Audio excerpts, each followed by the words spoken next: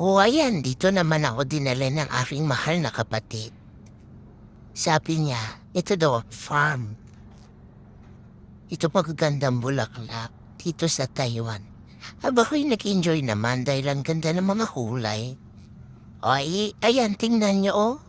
Pagkaganda. O, diba? Hindi ko lang alam ang mga pangalan niyan.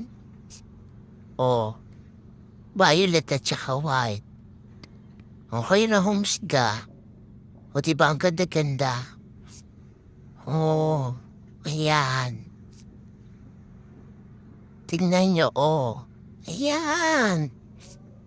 Sabi ko sa ate ko, sa likod bahay namin, meron naman ako isang puno ng ganyan, oh, di ba?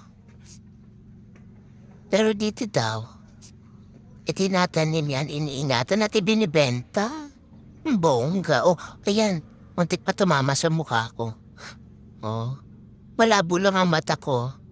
O ayan ako, mahirap ang malabo ang mata, masyadong ano. Oo, iyayan, ang ganda.